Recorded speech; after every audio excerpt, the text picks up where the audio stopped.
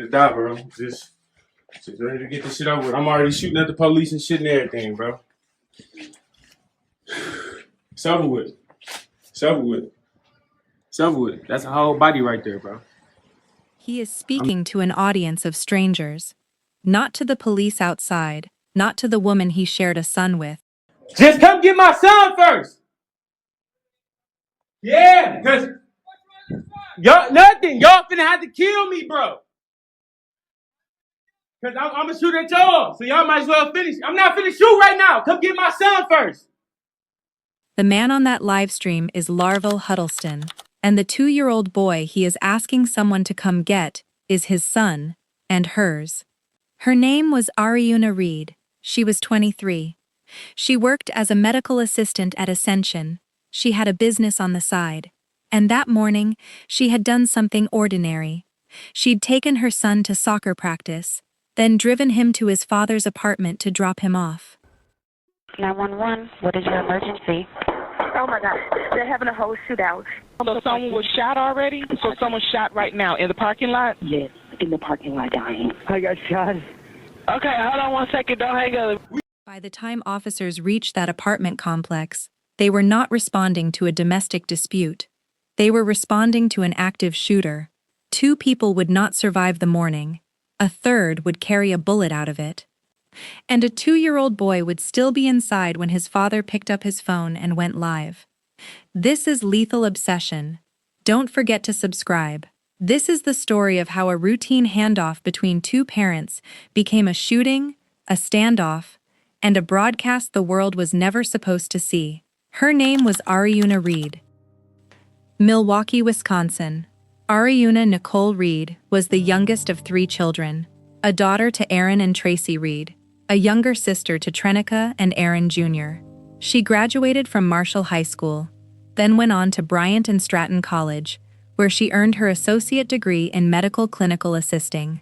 Before she settled into medical work, she'd already spent years building a work history at UPS, in housekeeping, waiting tables at a restaurant near home. By 2022, she was a medical assistant for Ascension. On the side, she ran her own design business, custom shirts, plaques, and was building out a vending machine venture. She also put her life online in smaller ways: hair tutorials, dance videos, the ordinary texture of someone who shared her days openly. Speak for her. She was the life, you know what I'm saying? She was the life of the family. Anytime we came together, we always looked for my little sister to keep the joy going on around. Her face always smiling. I always called her light bright. Her son, Egypt, was 2 years old. She took him to soccer practice on weekends. Larville Huddleston was 26. Online and in his music, he went by the name Vel. To Arieuna's family, he was someone they'd known for years. Her father had known him for 4 years by that point and, at the time, described him as a gentleman. The 2 of them had reportedly done Bible study together. Outside the family, the picture was more ordinary still. A neighbor in the same apartment complex, Elizabeth, knew him the way people know the people who live near them. Actually, he offered to help me with my car one time. To the family, a familiar presence. To a neighbor, an unremarkable one. What the record does show is this. In October 2020, Huddleston was charged with a misdemeanor, carrying a concealed weapon without a permit. As a condition of his bond, he was ordered not to possess a concealed weapon at all. Court delays tied to the pandemic meant that case was still open, still unresolved, more than a year later. Around that same period, in a Facebook post, Huddleston described himself as someone dealing with paranoia and PTSD. His own words, not a diagnosis offered by anyone else. He said he loved people. He said he didn't hurt people. By February 2022, Arieuna and Larville were no longer together, but they remained, in the plainest sense, co-parents to the same son. By late 2021, the relationship between Arieuna and Larville had ended. She had moved out, but as parents to their 2-year-old son, they remained connected. She was moving on with her life, but apparently he had other plans. Even so, When Larvell asked to spend time with Egypt, family accounts describe Arieuna agreeing. Co-parenting continued. On the morning of Saturday, February 5, 2022, Arieuna took Egypt to soccer practice. Afterward, she drove him to Larvell's apartment at the Park Plaza complex, on North Park Plaza Court in Brown Deer, the same kind of visit she had made before, to give their son time with his father. What was said between Arieuna and Larvell that morning, before, during, or after the drop-off, has not been established by any source reviewed for this documentary. Whether there had been tension between them in the preceding days, whether there had been any prior threat, what specifically preceded what followed, these remain unknown. No verified motive exists. Some reporting describes Arieuna as having turned to walk back toward her car after dropping Egypt off, and Larvell opening fire on her from his second-floor balcony shortly after. Police would later describe what happened as stemming from a domestic dispute. That description tells us a category. It does not tell us a reason. What we don't have is an account of the words exchanged, the moment tension turned to gunfire, or why. What we do have is what happened once the shooting began, and it did not stay contained between the two of them. Before we go further, if you're new here, this is Lethal Obsession. Subscribe for more in-depth true crime documentaries, because what happened next would turn a shooting into a standoff, and put the entire scene on a live stream. Eric Lewis lived on the first floor of the same complex. He later told reporters he heard a series of gunshots from above, looked out his window, and saw that Arieuna had already been shot. According to Lewis, a man and another woman moved toward Arieuna to help her. The man was 31-year-old Michael Anderson, a neighbor in the same complex, with no connection to Arieuna or Larvell beyond living nearby. He came outside because he heard something was wrong. According to Lewis's account, Larvell came out of the apartment and fired at all three of them through the parked cars in the lot below. The woman was not hit. Anderson was. Let's put it that way. The guy was a hero, and we would love to reach out to his family and let his family know that we appreciate what he tried to do. According to Lewis, Larvell then reloaded, approached Arieuna, and fired on her again at close range. Lewis did not describe seeing everything that happened in the parking lot that morning. His account is one witness's view of it, not a complete record. As officers arrived, they came under fire themselves. Police later confirmed that shots were fired at them from the second-floor apartment. A squad car was struck. No officer was hit, and none returned fire. Shot right now in the parking lot? Yes, in the parking lot dying. I got shot. Okay, hold on 1 second, don't hang up. Lewis ran toward Anderson to check on him. In doing so, he was shot in the leg. He survived. The Milwaukee County Medical Examiner's Office would later classify both Arieuna's death and Michael Anderson's death as homicides. Anderson had no role in the relationship between Arieuna and Larvell. He went outside because a woman was in danger, and it cost him his life.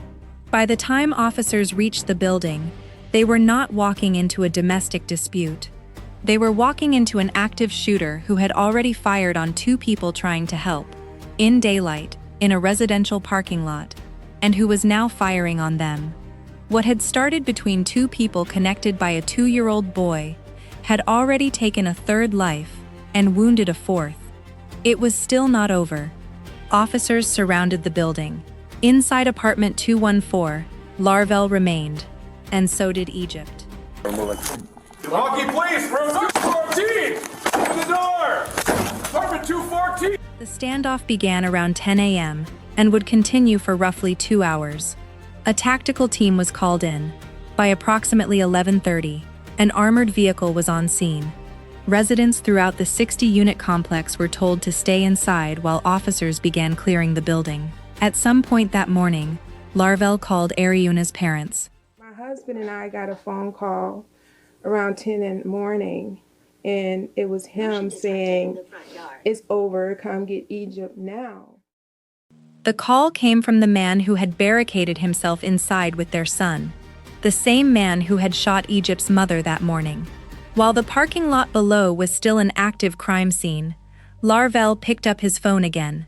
this time to go live on Facebook. His 2-year-old son was still inside the apartment with him. Just come get my son first. Yeah, because y'all finna have to kill me, bro. Because I'm going to shoot at y'all, so y'all might as well finish. I'm not finna shoot right now. Come get my son first. For close to 8 minutes, Larvell spoke directly to a camera, to police outside the door, and to whoever was watching. The video would later be removed from Facebook, but not before screen recordings of it spread further than the platform ever intended. Come get my son, bro. That's it. Everything after this, we can just get it cracking. Straight up.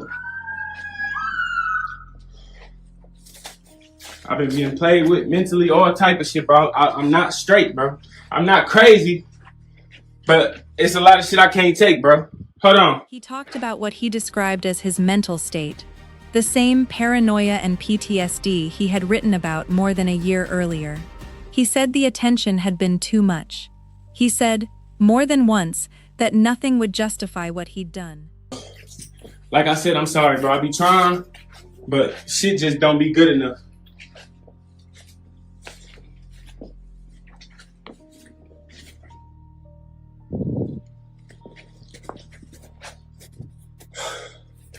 He showed the camera an outfit, the clothes, he said, that he wanted to be buried in. What that detail tells us is limited to what it shows, how he was presenting his own anticipated death, on camera, in real time. It does not establish that the shooting was planned in advance, and the documentary makes no such claim. He found Egypt, sat him in front of the television, and set him up with food. Egypt, come here, watch yourself, okay?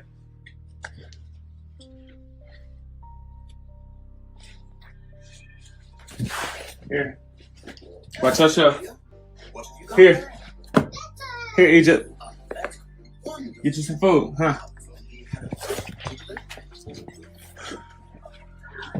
Then he prayed out loud, asking forgiveness, asking that his son be looked after, asking that someone check on Ariuna's family. I know you had me so many times, and I'm sorry I couldn't. I'm sorry. I know you give your strongest battles to your strongest angels. I failed you and everybody else. Please continue to watch over my son as he live his life. And I pray best for his mama and her family. In Jesus' name, I pray, amen. Please forgive me. But Sean, any money you owe me, bro, give it to her parents. Any money you owe me, give it to her parents. And always check up on my son, bro. Stay in contact with her. I love everybody. I'm sorry, bro, but I'm telling you, that mental health shit is just, it's something else, bro. And I love everybody, bro. I love everybody that love me, bro.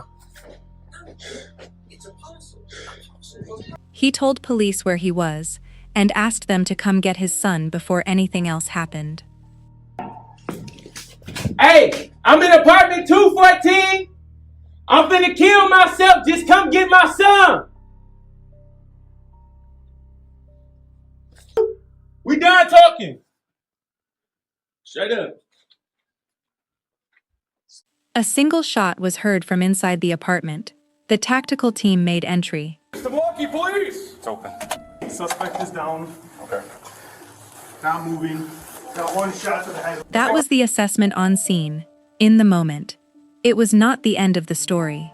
Larvell was still alive when officers reached him. He was taken into custody and transported to Frohterdt Hospital, where he died several hours later of a self-inflicted gunshot wound. Hey, buddy. Hey, let's pick him up and get him out of here. Come on, kiddo. I got the kid coming out. Egypt was carried out of the apartment unharmed.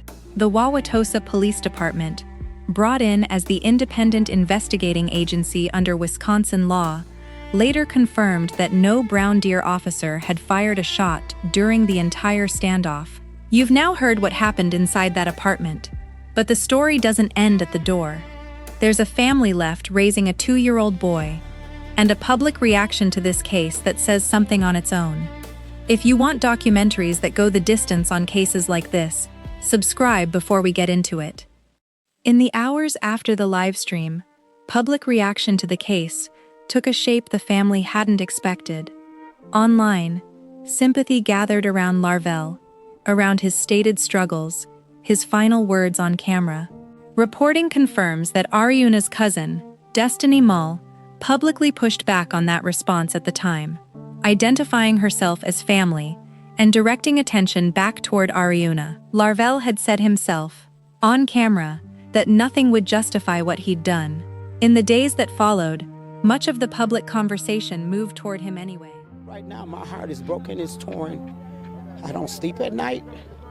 I think about her. I think really about my little nephew because I go see him every week. What do you want Egypt to grow up to be? Like her. To be caring, loving. At a vigil held at Marshall High School, her alma mater, she was remembered by those who came out as a bright star. Family gathered with candles and balloons. Her parents said the family would raise Egypt going forward. I don't know what to do. I lost my beautiful angel. They stand together, lit by candlelight, sharing a message about domestic violence and mental health. This could have been ways that it could have been prevented. Loved ones devastated by loss celebrate a beautiful life, with thoughts turning to her young son. The support means more to us than anything. The love and the support. Arieuna Reed was 23. She had built a career in medical work and was already building something of her own alongside it, the kind of forward motion that doesn't get to finish. She was, to the people who knew her, the one who kept a family's joy going. And to her son, she was simply his mother, the one who took him to soccer on an ordinary Saturday morning. Her name was Arieuna Reed. If this case affected you, share it with someone who needs to hear it. Cases like Arieuna's are why we do this work, to make sure the full story gets told, and to make sure she's remembered as more than a headline. Thank you for watching Lethal Obsession.